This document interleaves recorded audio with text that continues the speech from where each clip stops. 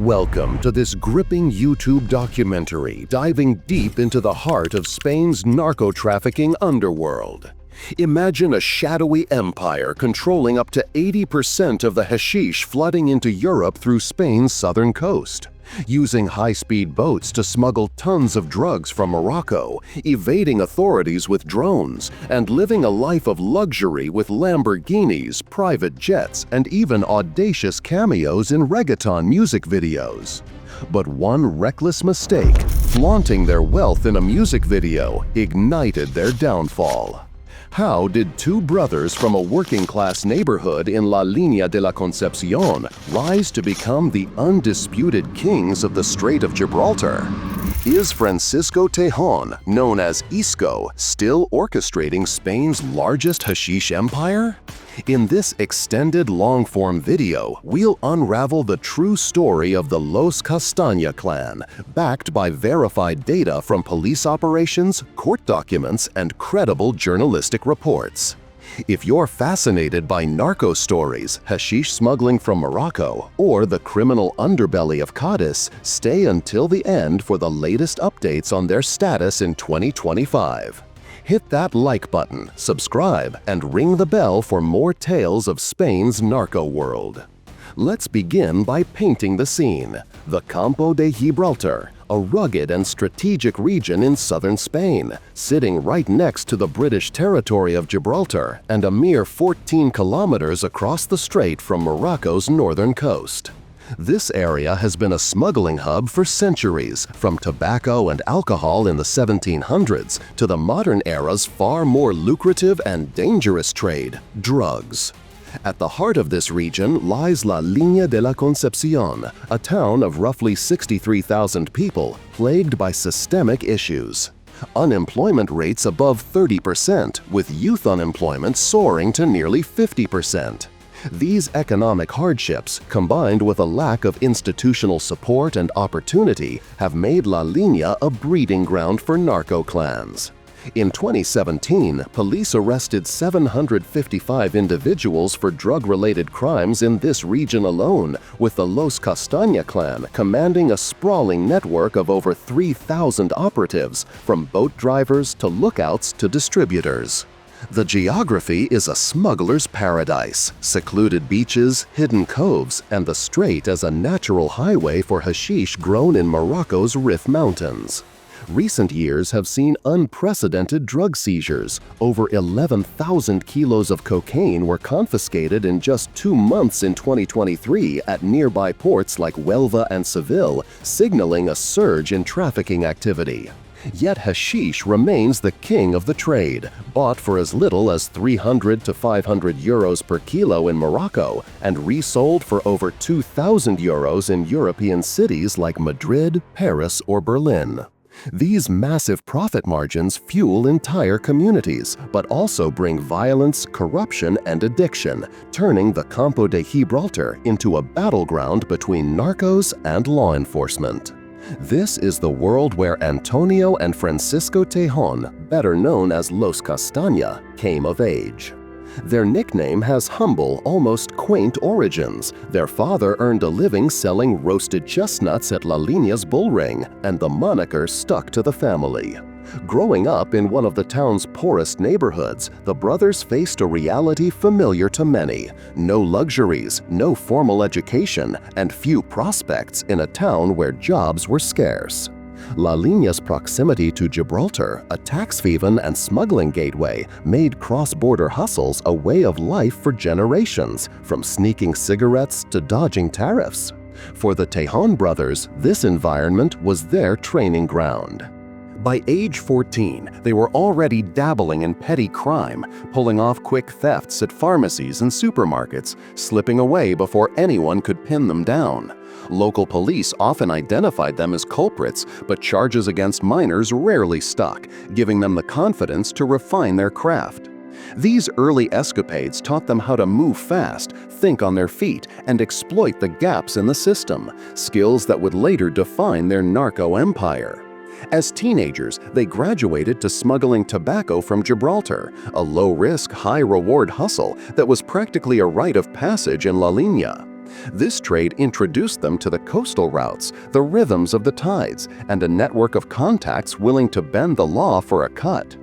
But by the late 1990s and early 2000s, tobacco smuggling was losing its profitability due to tighter regulations and market saturation. That's when the brothers spotted their golden opportunity, the booming hashish trade from Morocco. The ascent of Los Castaña was nothing short of spectacular, marked by ambition, cunning, and ruthless efficiency.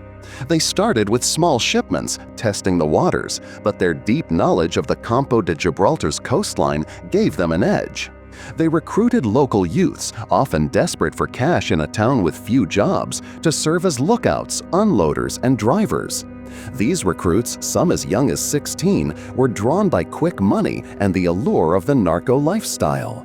The operation was choreographed like a military campaign. Narco boats, sleek vessels equipped with up to 1,000 horsepower engines, could cross the 14-kilometer strait in under 30 minutes, often under the cover of darkness, but increasingly bold enough to operate in daylight. These boats, known as gomas in local slang, were loaded with bales of hashish, and their crews didn't hesitate to use firearms to fend off rival gangs or overzealous police patrols. Prosecutors estimate the clan ran over 10 boats daily at their peak, moving tons of hashish and generating millions in revenue. The turning point came when the brothers forged a pivotal alliance with Abdallah El Haj, a Moroccan narco nicknamed the Messi of Hashish for his unparalleled expertise. This partnership opened doors to safer smuggling routes, higher quality suppliers in Morocco's Rif and Shawan regions, and sophisticated logistics that turned their operation into a continental powerhouse. The process was streamlined. Emissaries would travel to Morocco to inspect the hashish, ensuring top-grade product, before it was loaded onto boats and smuggled to beaches in Cadiz, El Harissa, Barbate, or Tarifa. Once on Spanish soil, the bales were whisked away in modified high-end cars, think Audis and BMWs with hidden compartments, and stored in industrial warehouses before distribution to European markets. The clan's use of technology was cutting-edge: drones to scout for police patrols, encrypted phones to thwart wiretaps, and even GPS trackers to monitor shipments. Corruption was their ace in the hole. Reports suggest they paid off law enforcement, port workers, and even local officials for advance warnings of raids, embedding their operation deep within the region's fabric. For years, Antonio and Francisco lived like shadow tycoons, balancing ostentation with secrecy. Their wealth was staggering: sprawling mansions with private pools, fleets of Lamborghinis and Mercedes, vacations in Cuba, and VIP tickets to matches between Real Madrid and Barcelona. They threw lavish private parties featuring flowing alcohol, hired entertainment, and, according to police sources, even corrupt officers who partied alongside them, blurring the line between law and crime. To clean their money, they set up front businesses, shops, gyms, scrapyards, and car dealerships, often registered under the names of relatives to avoid suspicion. In La Lina's poorest neighborhoods, the clan was seen as a perverse kind of benefactor, a job creator in a region starved for opportunity. They employed hundreds, from boat pilots to warehouse guards, offering cash to families who might otherwise struggle to buy groceries. But this Robin Hood image masked a brutal reality. The clan's operations relied on intimidation, kidnappings, and military-grade weapons to eliminate rivals or settle disputes. The brothers were also family men, with Antonio and Francisco raising several children, some of whom were groomed for the business.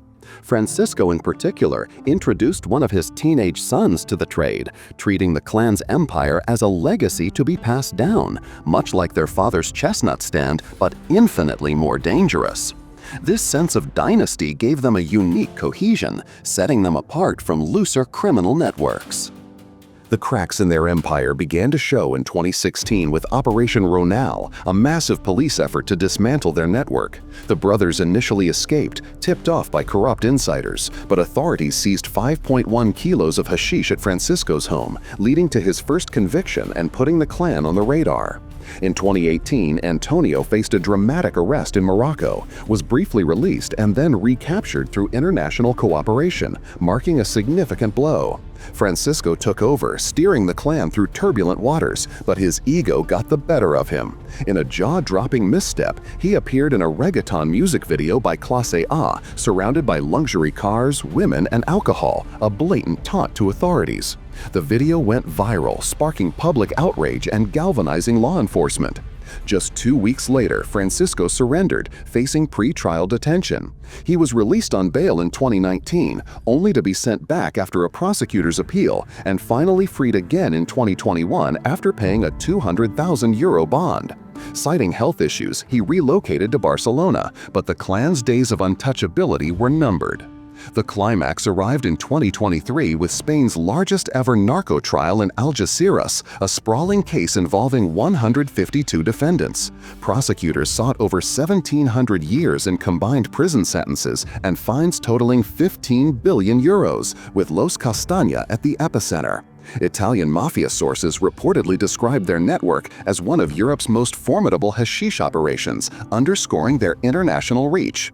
That same year, in May, Francisco was caught in a violent episode, shot in the calf during a brawl at a fair in Los Barrios, Cádiz.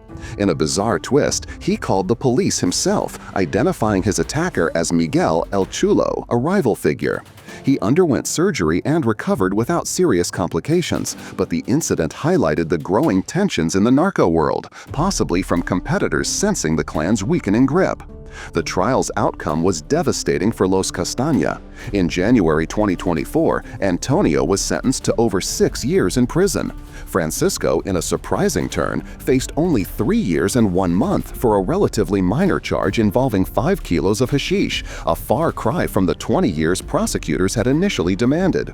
The Supreme Court upheld his sentence in January 2025, and on February 12, 2025, he entered Brian's 2 prison in Catalonia to serve the remaining 7 months. In June 2025, Andalusia's High Court confirmed sentences for 90 clan members, totaling 280 years in prison and massive fines, with a handful of acquittals for lesser players. Antonio was reportedly free as of May 2025, but the clan's operational capacity has been gutted. As of September 2025, Francisco has likely been released, as his sentence ended around September 12. There's no evidence he's actively running the drug trade. The Los Castaña empire is largely dismantled, though the Campo de Gibraltar remains a hotspot, with new groups stepping into the vacuum. The Los Castaña saga is a stark illustration of how economic desperation in Andalusia fuels narco-trafficking, transforming forgotten towns into criminal strongholds.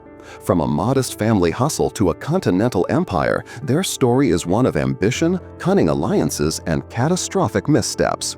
It also shines a light on broader issues. Narco money often funds local economies, schools, festivals, even charities, but at the cost of violence, addiction, and eroded trust in institutions. Police efforts like Operation Dismantle in 2020 and ongoing international partnerships have made significant inroads, but the Strait of Gibraltar remains a contested frontier. The question now is whether new clans will rise to fill the void left by Los Castaña, or if stronger community investment could break the cycle. What do you think? Can regions like La Línea escape the grip of narco-trafficking? Drop your thoughts in the comments. If you found this deep dive into Spain's narcos, hashish smuggling, and the Cádiz underworld gripping, share it with friends and subscribe for more. Until next time.